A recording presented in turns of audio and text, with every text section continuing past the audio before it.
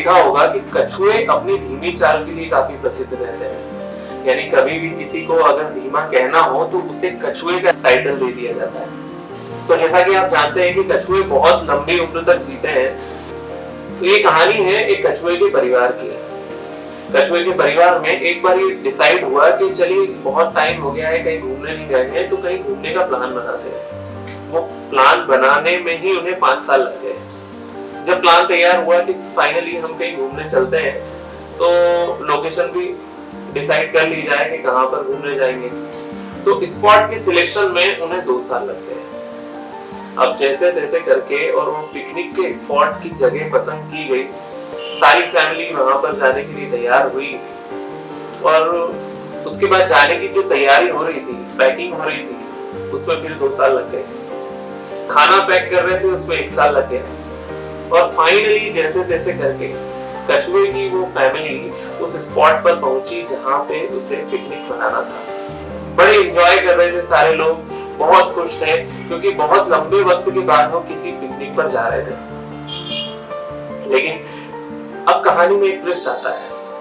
जैसे ही वो अपने खाने के सामान को खोलते हैं तो पता चलता है कि नमक तो हम घर पर ही भूल के आ गए। अब क्या किया जाए? सब एक दूसरे का चेहरा देखने लगे। क्या किया जाए, बड़ी विकट समस्या थी क्योंकि बिना नमक के खाने में मजा आएगा नहीं। अब ये संभावनाएं तलाशी जा रही थी कि कौन सा कछुआ जाएगा और नमक घर से लेकर आएगा।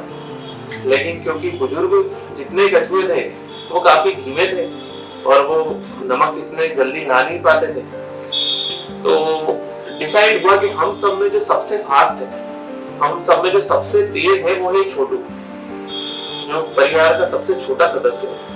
तो छोटू आके दिखाने लगा कि ये लोग मुझे भेज रहे हैं क्योंकि ये खाना खुद खा लेंगे। पहले तो छोटे कछुए ने बहुत मना किया, छोटू बार बार मना करता रहा कि नहीं मैं नहीं जाऊंगा। सारे कछुओं ने एक साथ उससे रिक्वेस्ट की कि भाई प्लीज चला जा, क्योंकि हम सब में सबसे फास्ट तू ही है, हम ऑलरेडी बहुत लेट हो चुके हैं और ऐसे तो फिर हमारी पिकनिक कभी बन ही नहीं पाएगी। कछुआ, छोटा कछुआ जो छोटू था, वो जैसे तैसे करके मान गया, लेकिन उसकी एक शर्त थी कि मैं जब तक नहीं आऊंगा तब तक आप इन खाने के डिब्बों को नहीं खोलेंगे, आप इन बॉक्स को नहीं खोलेंगे जब तक मैं वापस ना आऊं। ठीक है भाई, जब तू आएगा तभी हम इनको खोलेंगे, अब तो चल। फाइनली वो छोटू जो था वो चला गया। अब ये वेट करने लगे। जैसे तैसे टाइम निकला और 6 महीने गुजर गए, लेकिन छोटू का कोई पता नहीं था। धीरे धीरे करके और टाइम निकला। 1 साल हो गया, छोटू नहीं है। 1.5 साल हो गया, 2 साल हो गया, 3 साल हो गया, छोटू नहीं है। अब बाकी कछुए थक गए थे, तो सारे लोगों को बहुत तेज भूख लग रही थी और उन्होंने फाइनली वो जो खाने के बॉक्स थे उन्हें खोलना चालू कर दिया। और जैसे ही उन्होंने खाने के डिब्बों को खोलना शुरू किया, वैसे ही जो छोटू नमक लेने के लिए गया था वो झाड़ियों में से निकलकर इनके सामने आ गया और बोलने लगा, देखा, मेरे को पता था कि आप लोग मेरे बिना खाना खा लोगे और इसी वजह से मैं नमक लेने ही नहीं गया।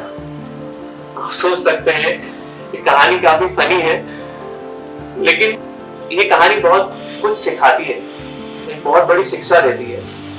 हम आमतौर पे अपने जीवन में कई सारे प्रेजुडिक्शन को लेकर चलते हैं, कई सारी पूर्वाधारणाओं को लेकर चलते हैं। यार ये तो ऐसा होगा, वैसा तो हो ही नहीं सकता। रियलिटी जो भी हो, लेकिन हमारी पूर्वाधारणाएं होती है कि शायद ये नहीं हो सकता, ये काम हो ही नहीं सकता। और वो सारी पूर्वाधारणाएं सच भी हो जाती हैं। किसी दूसरे कारण को हम मानते हैं कि इस वजह से हम फेल हो गए, इस वजह से हम असफल हो गए, लेकिन उनका जो रूट कॉज होता है, जो समस्या की जड़ होती है, वो होती है वो पूर्वाधारणा जो हमारे मन में बस चुकी होती है कि ये काम नहीं हो सकता। काम में तो ऐसा होता ही है, हम तो आमतौर पे तो सारे लोग फेल हो जाते हैं। अरे टॉप करना तो बहुत मुश्किल है, आईएएस बनना तो बहुत मुश्किल है, या ये तो इम्पॉसिबल है, और वो सारे फाइनली सच हो जाते हैं। और सच इसलिए नहीं होते क्योंकि वो मुश्किल था, सच इसलिए हो जाते हैं क्योंकि हमारी पूर्वाधारणाएं हमारे भीतर घर करके बैठी हुई है। इस बारे में आप क्या सोचते हैं, कमेंट बॉक्स में जरूर बताइए। वीडियो अच्छा लगा हो तो इसे लाइक कीजिए। ऐसे और भी आने वाले कई वीडियोस के अपडेट्स के लिए चैनल को सब्सक्राइब कीजिए। मिलते हैं अगले वीडियो में। जय हिंद।